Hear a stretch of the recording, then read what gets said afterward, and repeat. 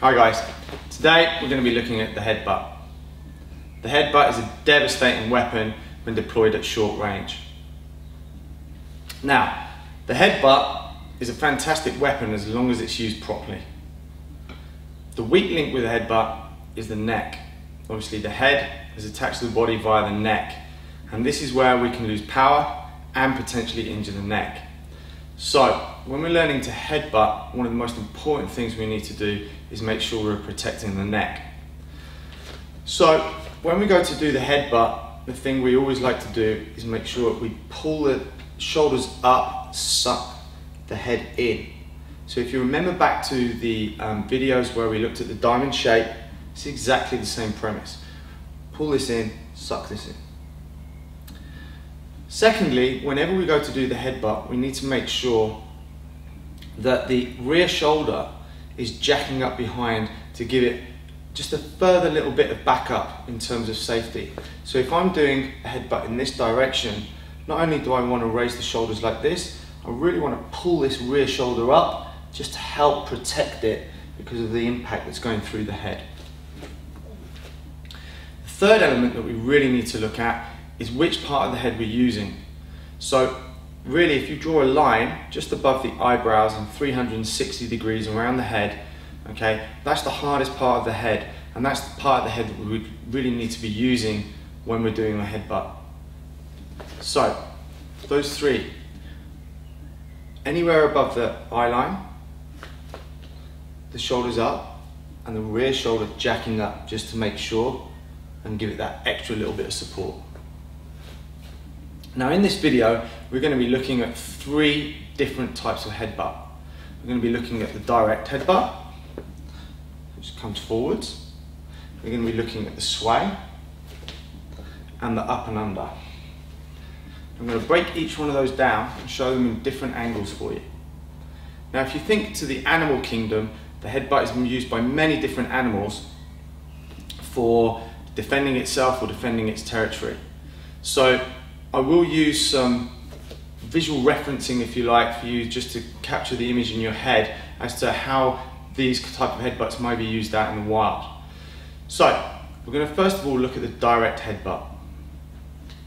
So the direct headbutt is a bit like the mountain goat. It just goes straight forward, so the energy is going directly forwards. So for this one, we want to make sure, picking those shoulders up, we're jacking that rear shoulder up to protect it, and we're hitting with this front part here above the eye line.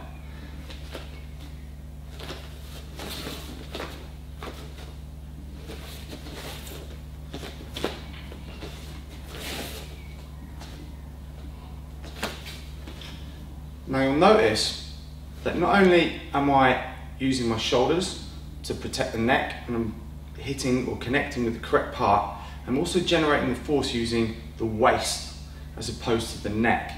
A lot of times you see people trying to generate force with the neck. This is just going to cause injury to the neck and you're going to lose power. So we need to make sure that force is generated by dropping the weight or raising the weight through the legs and through the hips, so bending at the waist. The second headbutt we're going to look at is the sway. So this one, if you've ever seen the giraffes when they wrestle or when they fight, you'll see them using this kind of swaying motion, and they headbutt each other with huge amounts of force. So on this one, as I'm going in this direction, I'm loading up this way. As I'm going in this direction, I'm going to be jacking up, and this rear shoulder is going to be here this time. So here.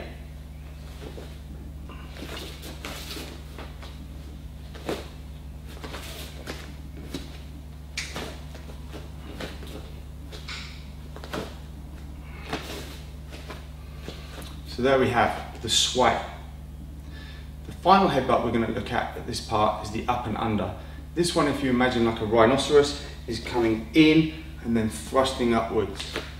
So on this one, I'm jacking this all in, I'm coming in, and then I'm raising up. So the power is generated through the hips and through the legs, coming upwards like this.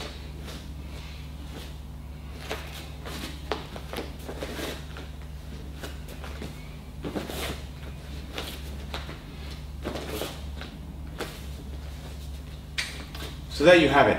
3 different types of headbutt. The direct, the sway, which comes across in a horizontal motion,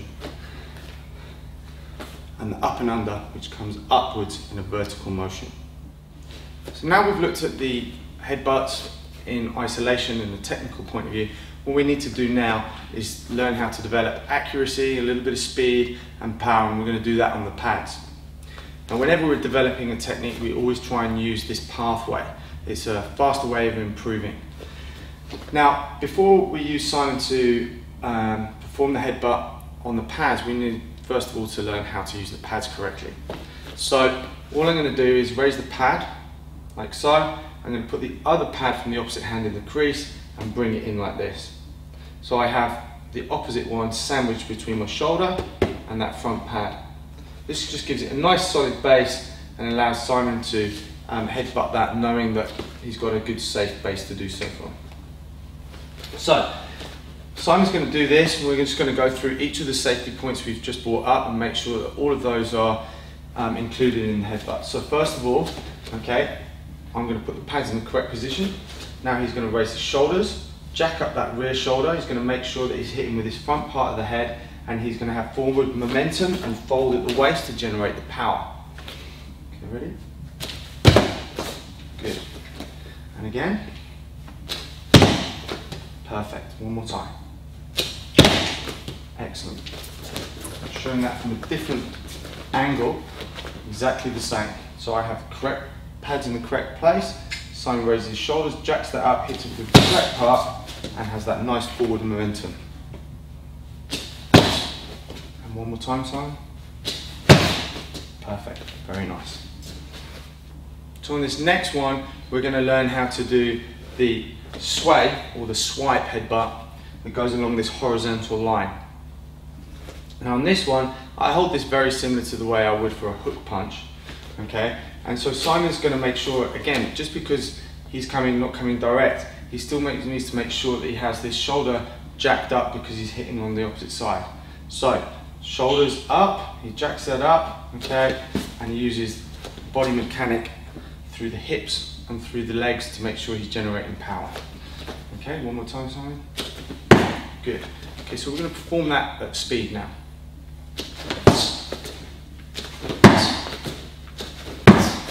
One more. Excellent. Change for me.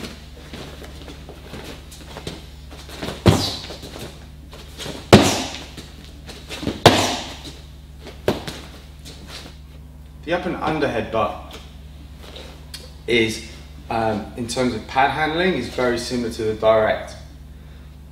All we do is angulate the pads slightly downwards so that it captures this kind of angle. So Simon makes sure he goes through his safety check. So shoulders up, rear one braced. He's going to be making sure he uses hips. Now the up and under is going to be sort of generating a little bit more on this area of the head.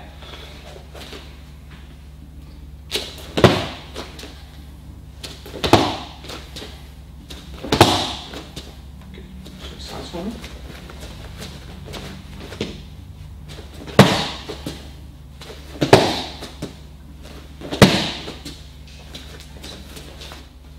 So now we've looked at the headbutt in isolation and we've developed the correct body mechanics, the correct positioning of the shoulders and the neck, and we've learned to hit with the correct part of the head.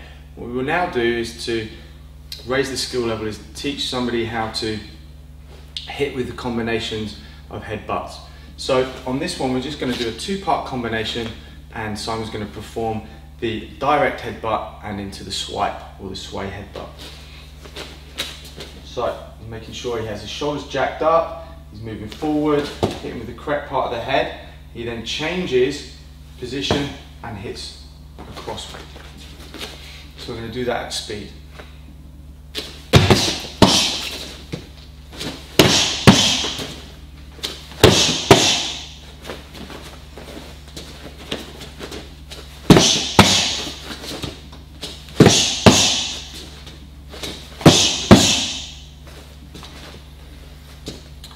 And that's the direct headbutt into the swipe. The next 2-part combination we're going to do is the up and under into the direct.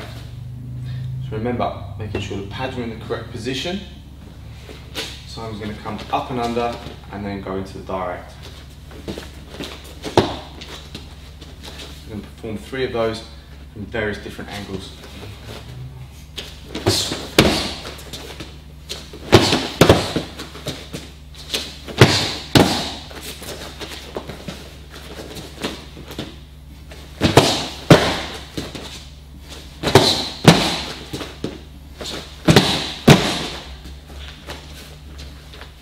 So we've just given you a couple of ideas of looking at the headbutts with the 2-part combination.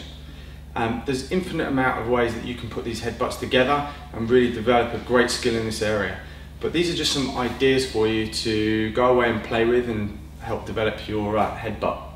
So on this next one, we're going to look at a 3-part combination.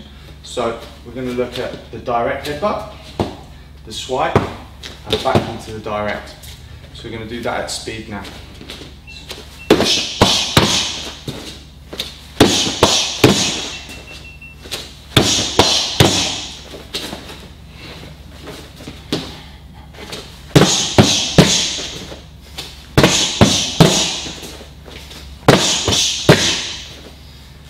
Excellent. So now we're going to use the up and under, the direct, and then the swipe. So nice and slow. The pads are angulated downwards, so it comes up and under. I change the pads, and then we swipe out to finish. So at speed.